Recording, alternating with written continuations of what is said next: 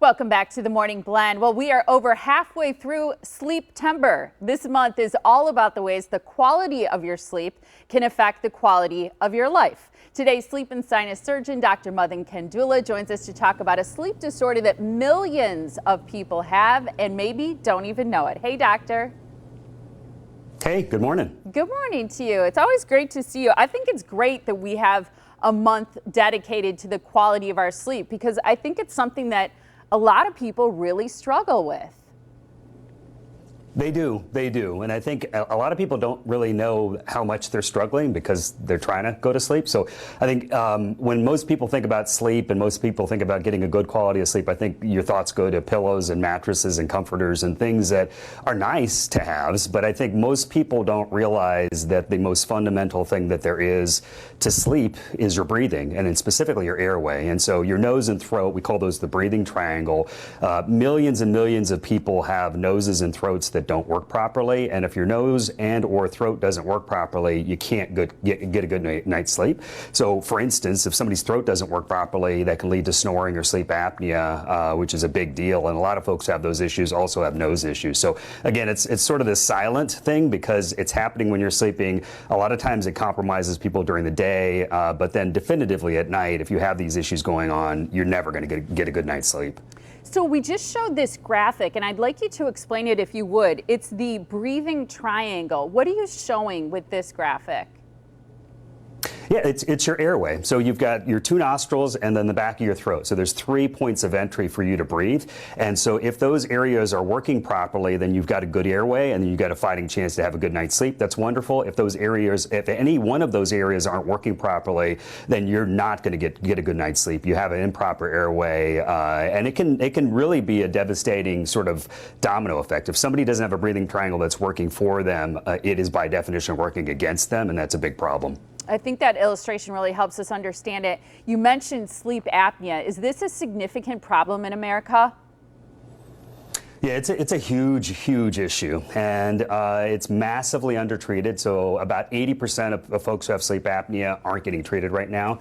About 10% of Americans have sleep apnea. So that's millions and millions, tens of millions of people who are suffering with this. And then unfortunately, the folks that go in to seek treatment, a lot of those folks aren't sort of seeking treatment in places that can really help them. So it's a massive issue that creates issue not only during the nighttime when somebody's trying to sleep at night, but also during the day. And it can create a whole lot of issues for somebody. I'd love for you to explain what happens when someone has sleep apnea, because one of the things people hear about is snoring, and snoring can be a sign of sleep apnea, right?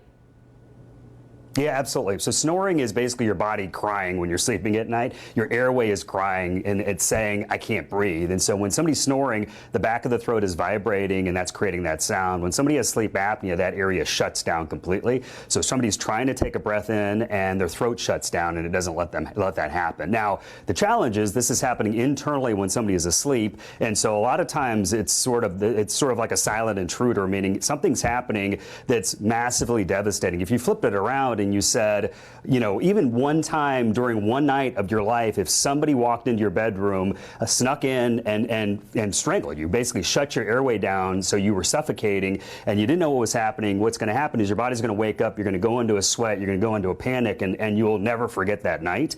The challenge is if that happens night after night, sometimes hundreds of times every single night, that person that it's happening to doesn't know that intruder is sneaking up on them, and in fact it's completely silent, which is scary. I think in medicine we do a poor job of explaining the impact and severity of this of the conditions that we treat. This one is even more challenging because people are asleep. They don't know what's happening, and so when you put it like that, I mean, if you've ever choked on something, if you've ever had difficulty breathing ever once in your life, you know how much of a panic that sets into you, and to have that happening throughout the night, every single night, it's not okay. It's not right. Something should be done about it. I'm glad this month, and it's 1 month during the year. There's the other 11 that we should also pay attention to. This is it's time to put an end to this. It's time to say enough is enough, and it's time to really do something about it.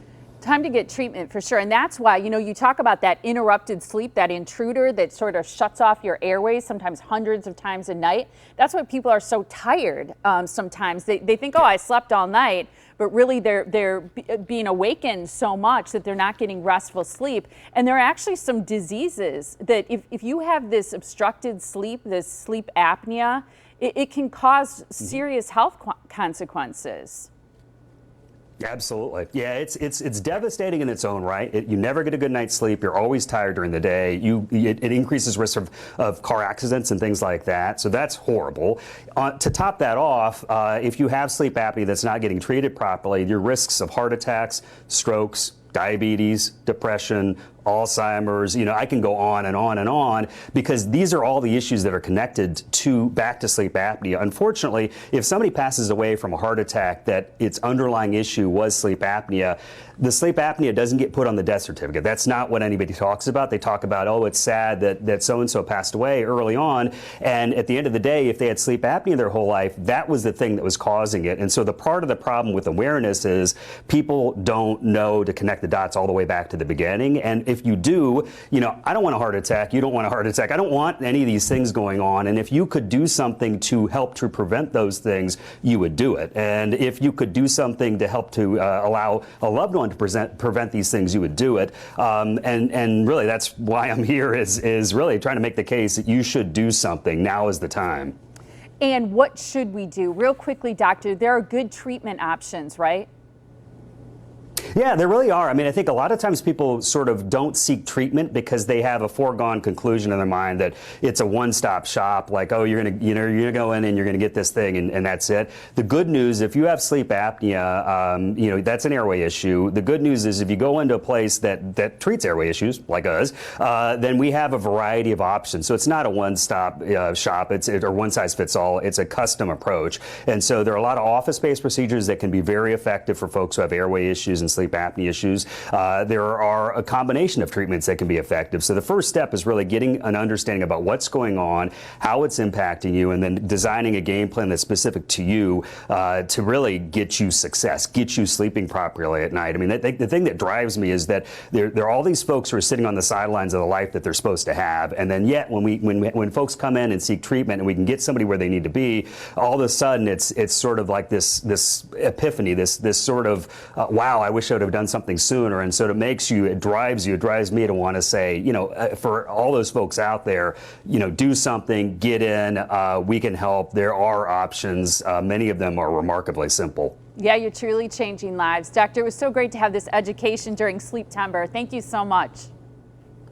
Thank you. Thanks for having me. Absolutely. It's never been easier to get diagnosed and receive treatment because you can do so much virtually and via telemedicine right now. There are 6 Advent locations around Wisconsin and one in the Chicago area. To make an appointment at any one of those offices and find the one closest to you, call this number today. It's 414-771-6780.